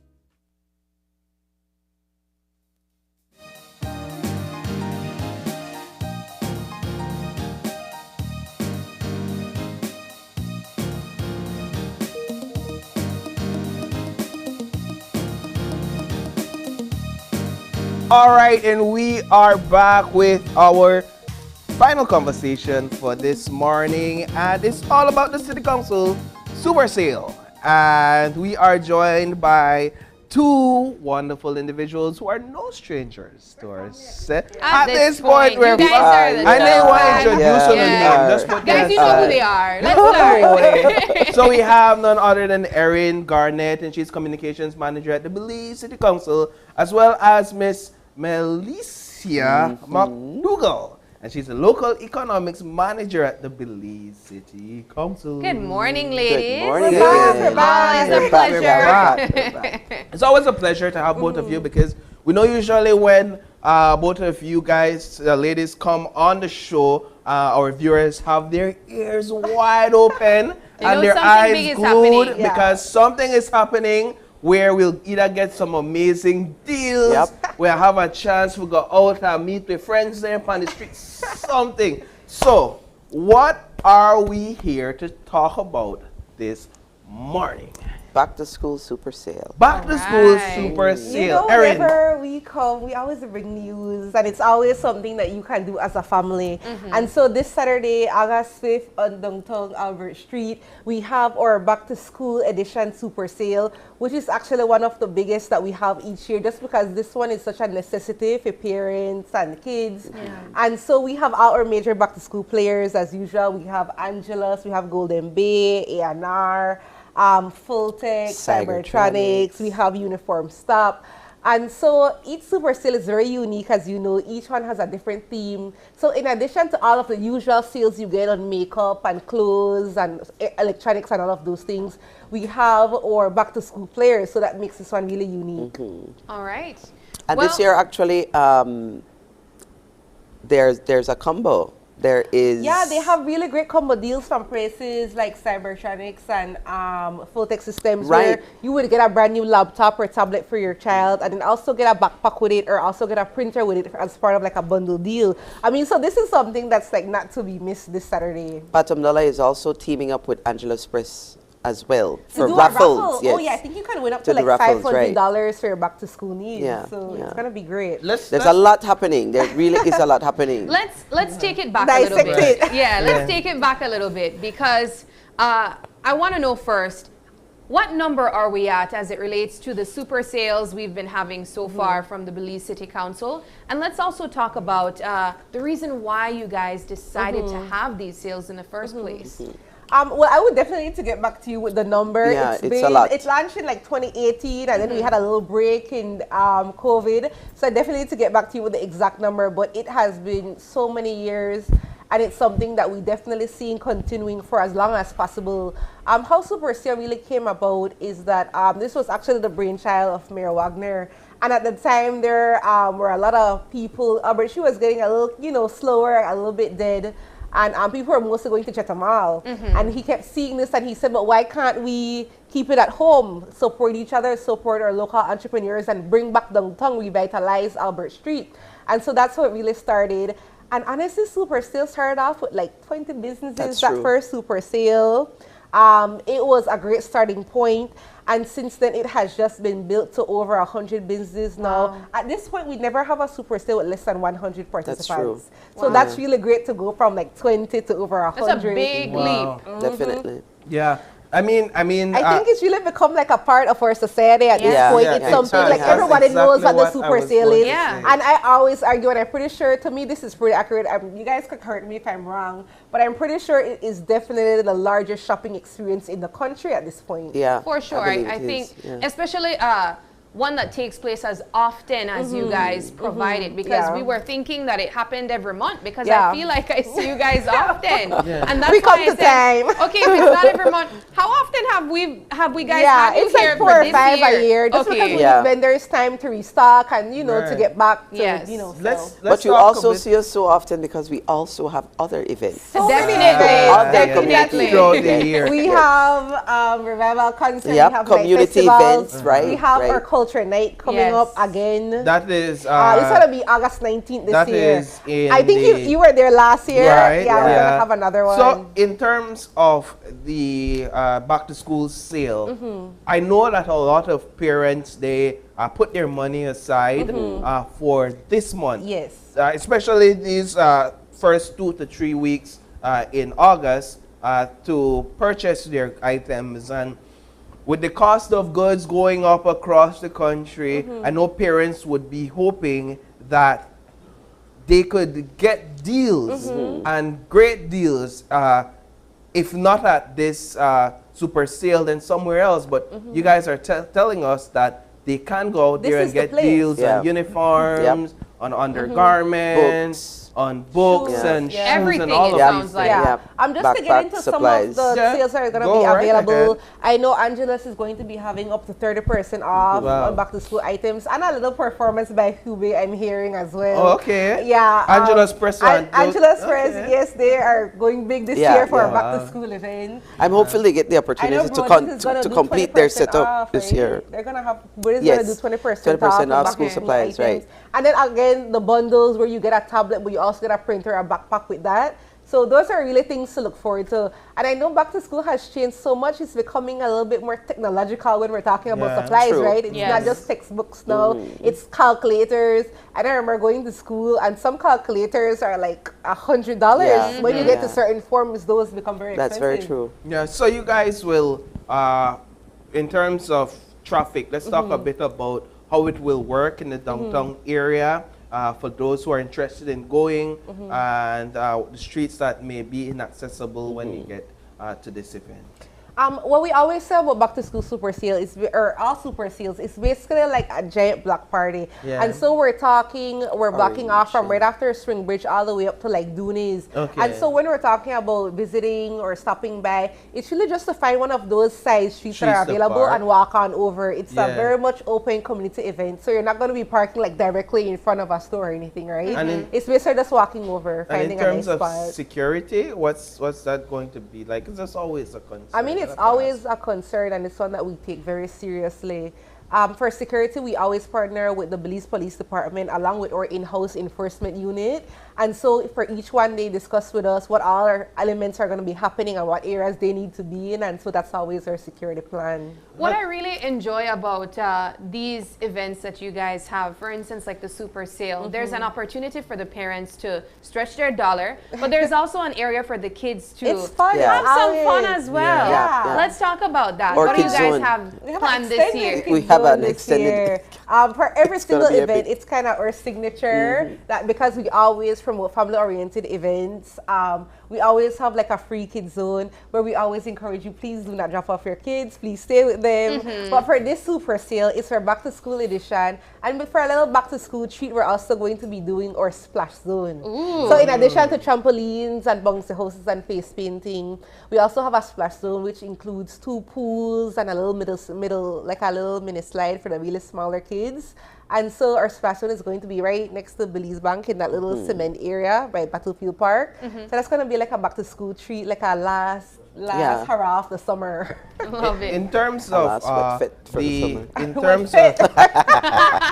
the businesses and the economic benefits to businesses as well. I would imagine a huge part of the constant commitment is the fact that they are also seeing the benefits of this in terms of gathering this large crowd at one location to come and stop and shop. Let's talk a bit about how this is boosting the local economy in Belize City. Well, initially, when it started, like Erin said, it was pretty much to get the economy going and lively up the place a little bit, right?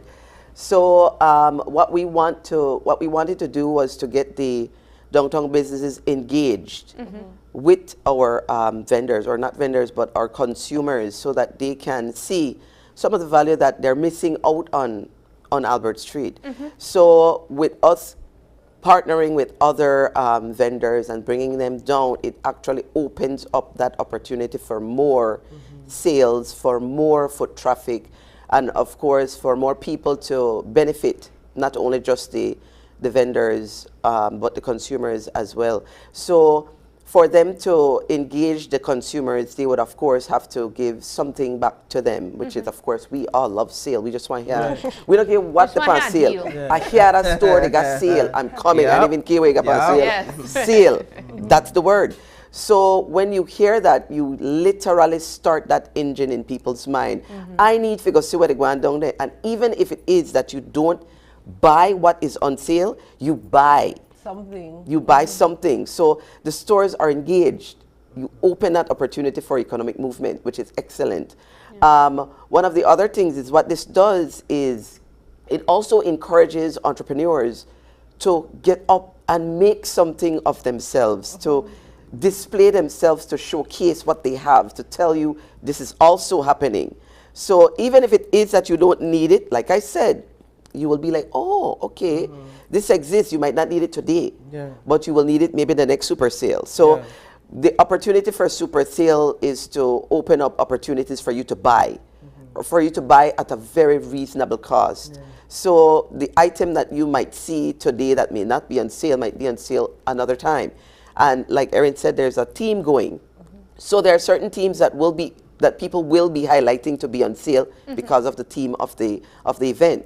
So it really gives that agitation that you need, you know, to kind of go out and see what's going on. And that literally creates the movement that we need so that the downtown area can be a little bit more vivacious and welcoming. Yeah. Because sales are welcoming. What's the average discount price across the board? 20%. 20%? Yes. But you have stores going higher? Definitely so. 30%? Yep. Yes, we do. 50%? Yes, we do. 100%. Well,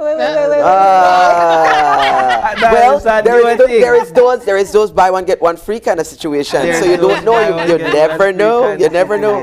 You have to go out there. Like I say, you have to agitate these questions, right? I like that. I see, and we mentioned it earlier. Some technology stores. Yeah. Right? Tech Systems, Cybertronics. I know Cellular World is also having sales and bundle deals for back to school as well. Okay. I would imagine you guys saw it as important to have these stores. Definitely. Just given the direction that education is heading in. Wow. Since COVID, online has been, it's a different landscape now. Right. Right. So there is a need for that. Now, you go ahead, Sam. Yeah, I noticed that you guys also had something there for uniforms. So around this time, if I know that there are persons that decide they want to sew or they just want to buy the uniforms ready-made. So we have Uniform Stop as well as Mikado having deals as well out there. So, you know, pick and choose. Yeah. Pick and choose. Now, when it comes to purchasing textbooks, is there anything available for parents that have not been able to get all the textbooks they need? Well, there are two options here. I know last year we had a young man out there and he had this really great booth and he had a bunch of used textbooks. And I know a lot of parents found some use in that. And also, actually this is a great business opportunity for parents who have kids who are out of school now, who have these textbooks put up. You could get a little booth out there, a regular 10 by 10, and you could sell these textbooks. There are parents now who would really need them. I mean, that's a good idea. That might be a good idea for me. I might start to go around collect and ask people for textbooks and then it's a great business opportunity. And sell. Buy a boot and sell. Think about it. There you go. All right. I like that. And is there availability for boots still? Yes. We want finance space for you, trust me. I mean, even with we're not telling no space. This is an opportunity for us to connect vendors and consumers. So there's never going to be a time when we say, no, you cannot come into the super sale. We'll find a spot. I mean, downtown Albert Street, it's pretty long. So we'll go down as much as we need to make sure everybody is accommodated. Right. Is there any participation from financial institutions? Yes. Yes, because there I know is. sometimes people back want to school a back-to-school loan is a thing. It's a necessity for some. And so we have Belize Bank, Atlantic Bank, and Quartz Loans out there offering back-to-school loan opportunities. Okay. So really the ecosystem is it's just a perfect one-stop. Financial need, textbooks, uniforms, technology. I mean, it's a whole back-to-school ecosystem. Okay. In addition to our usual sales on clothing and makeup and appliances and everything else that we usually have. So this is on August? This is this Saturday, August 5th. This Saturday, August 5th on Albert Street. And then coming up after that, there's a cultural event. Let's talk a bit after about Super Sale. I mean, we always have some packed months. Yeah, so I know, this Saturday is our back to school edition Super Sale. And then August 19th, Saturday, we're going to be having our second annual Culture Night. So Culture Night is something really cool, something we've been wanting to do for a while. We did it for the first time last year. And it was basically a night of just embracing diversity in Belize.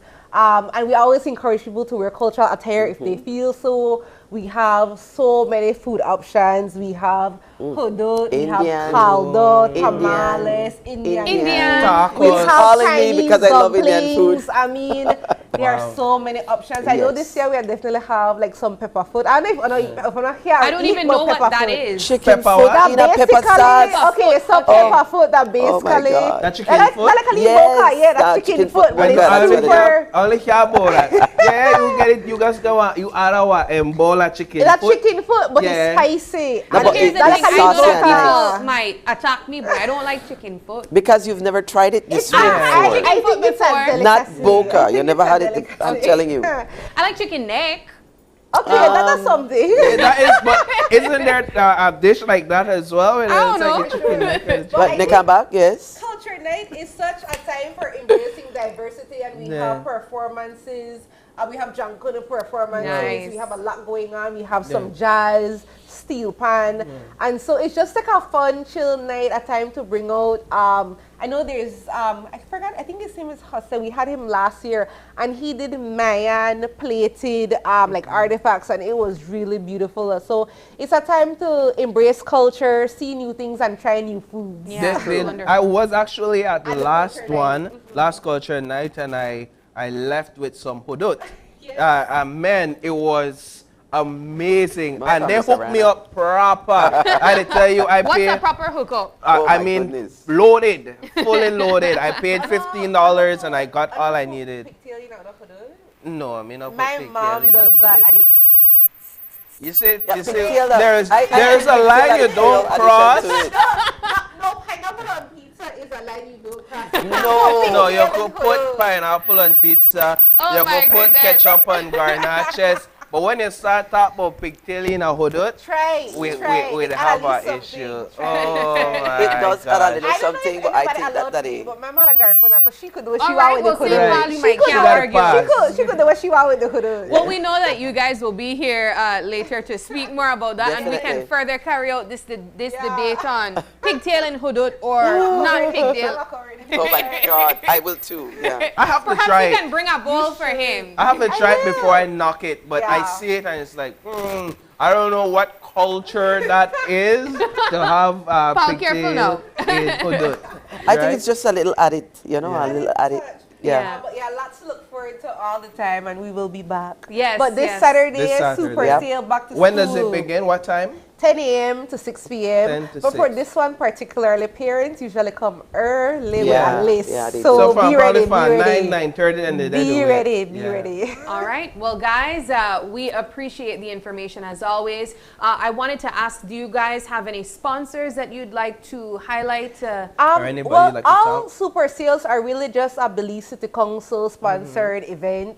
But we do want to thank all of our really businesses that have been with us from the start, and businesses that have joined and never stopped coming to Super Sale, because Super Sale would not be Super Sale without the vendors who make this possible. Right. In addition to all of the work the Belize City Council does put in. So really, we can't wait to see you guys Saturday. We have live entertainment, food, drinks, Kids Zone, Splash Zone, and major awesome deals. Yes. Super Furia. They will, they will. Yeah, they will be gracing the that's a party stage. already. That's a block party definitely. now. And Super Furia, maybe Hubie. He will be for Angelus Perseus. We have Alex on Steel Pan. We have some Blue Steel songs. Yeah. So, I mean, shopping and Party. entertainment, drinks and food, something for everybody as always. Excellent. Any last words, Miss Melissa? Well, no, Erin covered it all. All right. Well, ladies, I'm a thank you. It's saleswoman. a pleasure as always. Every time you guys come here, we know it's good news, so we are looking forward to this Saturday's Super Sale, and hopefully these parents can get these back-to-school deals. Alrighty, we're gonna take our final break, and when we come back, we wrap things up.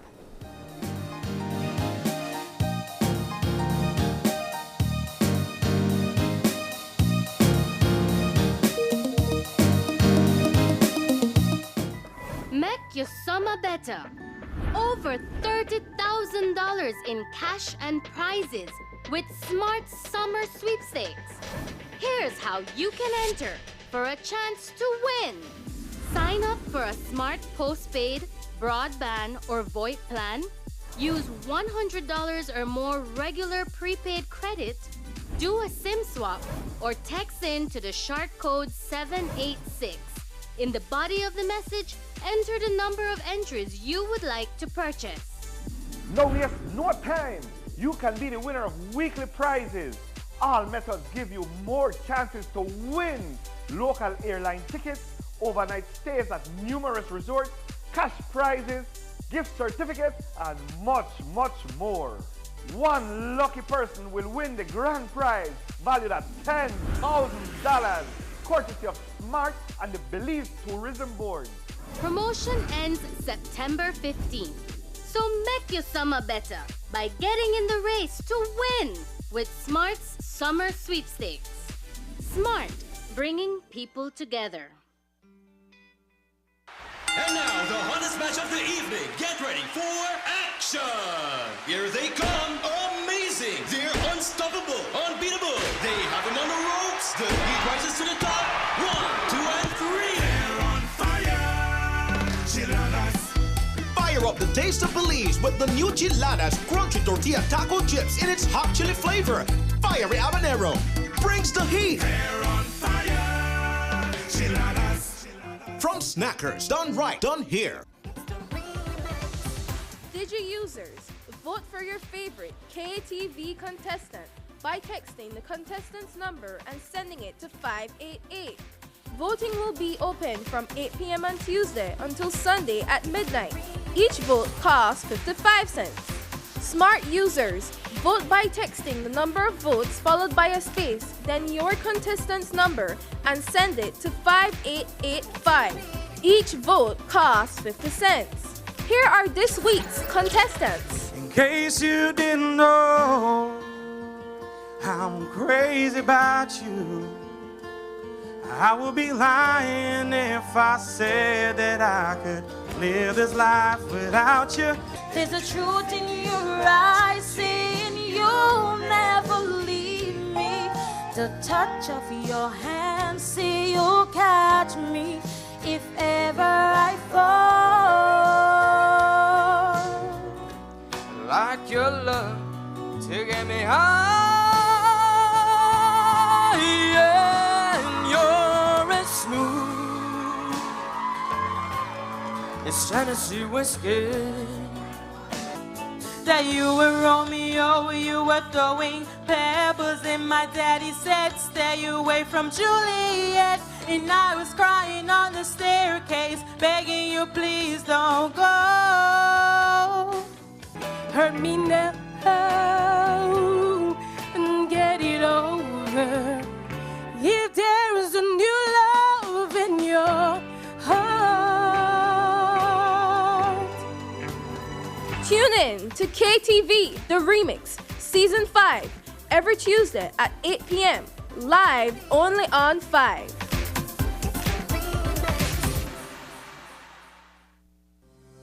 How does investment services work? For example, Joe's Construction wants to expand its operations by purchasing new equipment and hiring additional staff.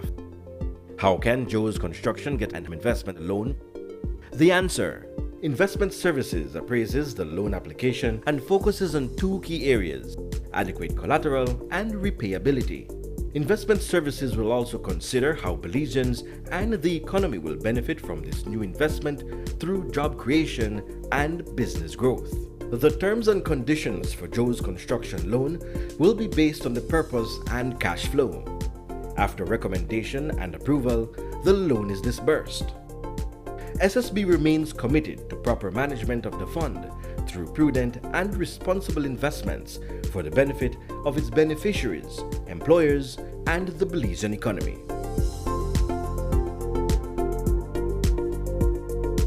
Social Security Board, an investment for you, your family, your future.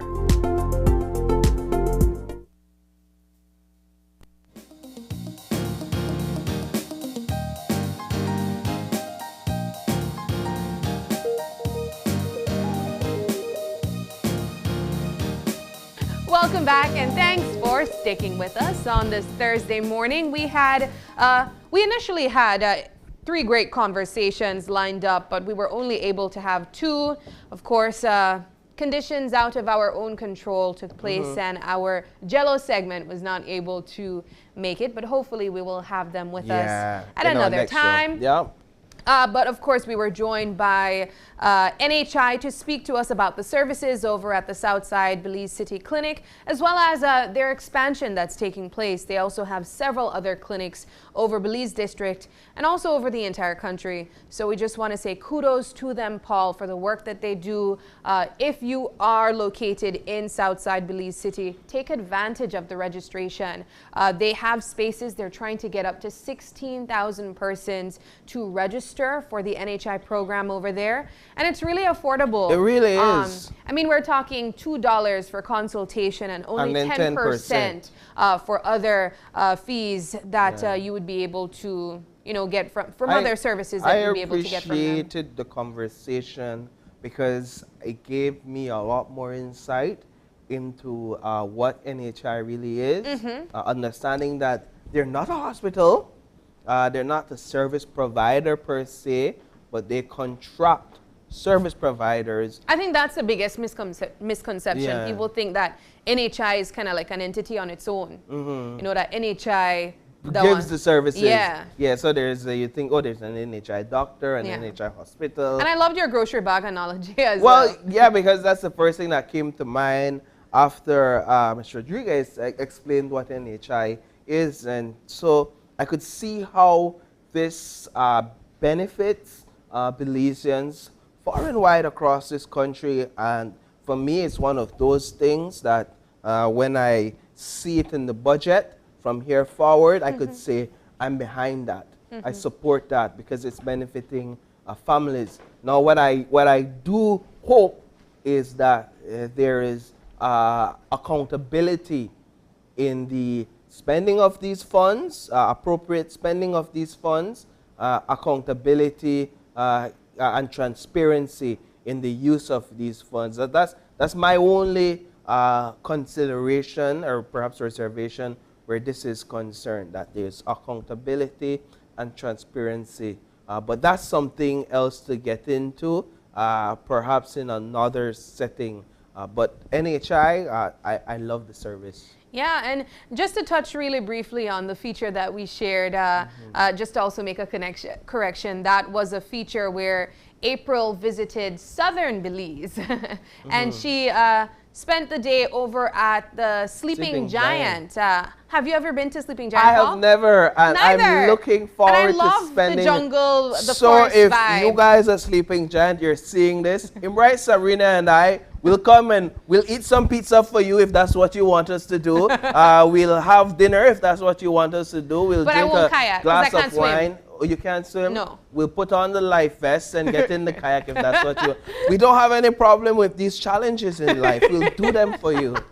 No, but it definitely looked like quite the experience over at the Sleeping Giant. And I really love when we do these features, Paul, because it shows the Belizeans that they can have these experiences as well. It's not only for tourists, and you don't always have to go to the Keys as well. You can enjoy that Belizean authentic experience right indoors, right, that's what I love. in the jungle area, because I prefer that instead of the Keys, because again, I can't swim. But in our final segment, we were joined by our friends and maybe also family from the Belize City Council. We see them so often, Paul. They almost feel like a part of us.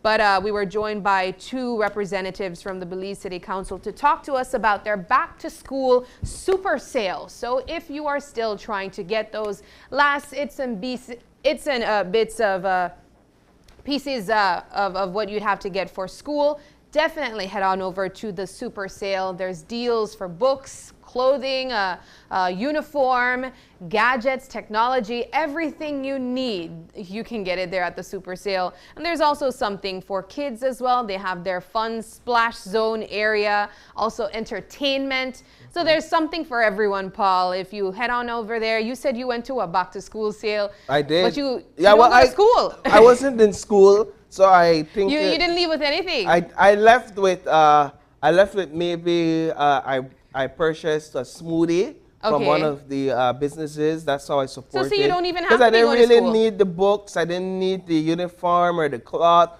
But I did see that there were a lot of those stuff out there. There were a lot of parents and kids shopping, and a lot of people had their bags. So I know firsthand that is somewhere you could go and you could do your back to school shopping. And I also want to use this opportunity to mention what was discussed on the show. If you have older textbooks that you just have in your house, there's a business opportunity for you. Sell these books, especially if you're not using them. So if you would like to have a booth there at the Back to School Super Sale, you can also reach out to the Belize City Council to see how you can fit yourself in that. But great Thursday, and I hope that you also enjoyed the show. If you are celebrating any birthdays today, happy birthday to you. And also, if you have any questions or concerns, you can send us an email at oye@channel5belize.com. You can also catch us on Facebook at Open Your Eyes BZ, as well as Instagram for behind-the-scenes content at OYE Belize. Thank you so much for joining us. And please join us again tomorrow for Fun Friday as you open your eyes and start your morning right. Until then, keep your eyes, your mind, and your hearts open. Have a great Thursday.